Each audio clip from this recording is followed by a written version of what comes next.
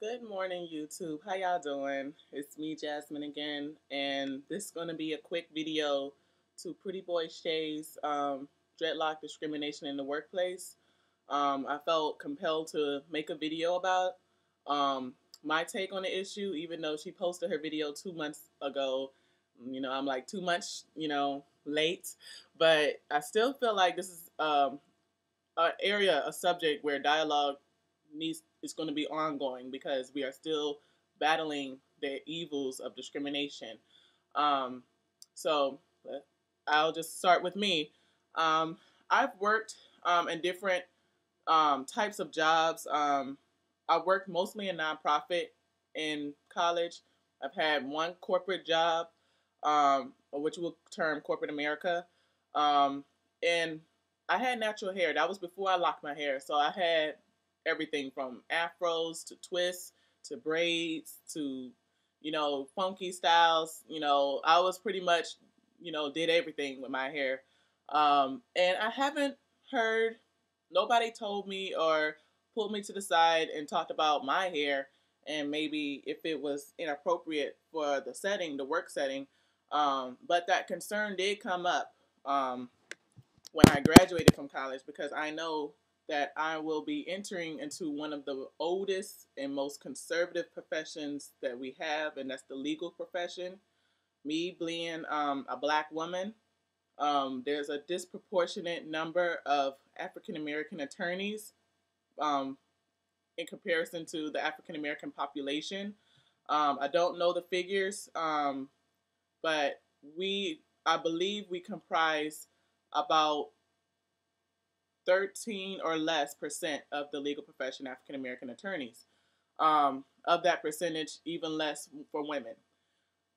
So when you throw that into excuse me, I'm sorry, can't get my words together. When you throw that into the equation of being a black woman with locks, you open up a can of evils, that I like to call it.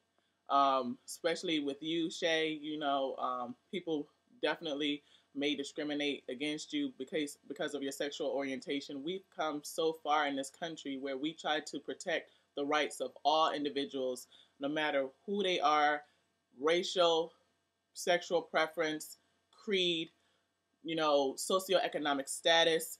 We have come too far to still be playing I don't like you because you're black game. Especially when it comes to our hair. Our hair is unique. In this country, they don't recognize that our hair is a lot of the black, population or the black race. A large percentage. Not saying that there are not people that naturally have straight hair, but a large percentage of our population don't have naturally straight hair. Our hair defies gravity. It grows up and out. We can lay it down with a perm. We can lay it down with curlers, hot comb, whatever. But we tend to gravitate to styles that is most conducive to our hair texture, be it braids, twists, dreadlocks. That's the oldest, hair, if you want to call it a hairstyle, that's the oldest way to maintain one's hair. It's been around for centuries, way before all of this mess about discriminating people against it. So I definitely feel where you're coming from. And I am especially worried myself because I'm not immune. Going into the legal profession is still made up of, the dominant class, white males. They sit at the top of most of law firms as partners.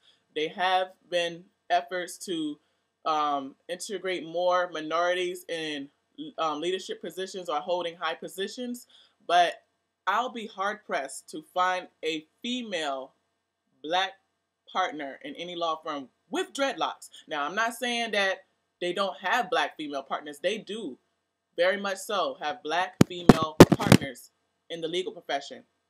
Do they have locks? That's a negative. I feel like, though, that our time is coming, though, because now that we have realized the dream of a black president, I can realize one day that I may be partner of a law firm and I won't have to take off my locks. So, that's definitely something that I can look forward to. And I encourage all my dreadheads out there, be trailblazers, be movers and shakers. Do not, if you feel like you don't want to change your appearance for a job, if it's religious or cultural or spiritual reasons for why you have your hair, that is your right to do. Do not let nobody stomp on your pride. Don't let nobody stomp on your self-esteem and your self-worth, and the fact that, because people cannot appreciate our hair and the time and the effort it takes to grow dreadlocks, to cultivate dreadlocks is a special thing. It's one thing that it teaches you patience, it teaches you self-worth. I said, in another video, all the stuff that I've learned through my journey locking my hair. And locking one's hair is very admirable. I feel it like it's a regal thing, but the dominant, and not even necessarily the dominant, even those in our own community will discriminate against us. Oh, I know. There are a couple of times where I went to, that's why I don't like churches. Disclaimer, I am a Christian. Don't want people to be throwing it, oh, she an atheist. She don't. No, I love Jesus. I don't like churches. But back to what I was going to say. In the South, very conservative. Y'all know, if anybody's from the South, y'all know it's very conservative. So black churches, the women, extremely judgmental. Not everybody, but the ones I came across, extremely judgmental. So when I come into the church and they see my hair, they're whispering. See that young lady? Her hair. Yeah, when I have my hair natural, they're whispering. Discrimination amongst our own community and the way we wear our hair is very real too. So I'll definitely be hard pressed to see a black employer, maybe a law firm, that may not want to hire me. I'm black, but maybe because of my hair. A client may not want me to take their case because of my hair. They may feel like my hair may cause a barrier in the courtroom, because if we have a judge, I'm a representative of my client, and they may not want me to represent them if they think that there's a negative stigma attached to my hair. It's very true. It's very true. So those are some things that I have to, definitely keep in mind when I'm moving forward. It's not clear whether what you did with your locks. I hope it seems like with the tone of the comments, it seems like everybody, I'm wondering too, if you kept your locks or if you moved on and found other employment. I wish you the best of luck with that. This is, we're in a recession. But so I understand, your frustration, and you're in school, and kudos to you. I love to see positive black individuals moving forward in their life. So I applaud you for that too. Big up. So just know that, definitely the burden is going to be shared amongst us. I will share your burden being a black woman with locks. I'm not gay, but I definitely understand where you're coming from, and I can appreciate your position on the subject and the special predicaments that you are in. That is special, definitely for your situation. So I hope that you were able to, find a way around it, or find an employer that is more accepting. Because that was retarded that they didn't let you know long time ago. And there's also one thing that I must note too. I've noticed that most times when people are discriminated against with locks, they're either in the beginning forming phase or their locks are shorter. Like if you have a person that's locks are kind of long, kind of, down their back, and they can pull it back, and secure it, away from their face. I don't never see people talk negatively about those people. It's always people that have hair that is shorter.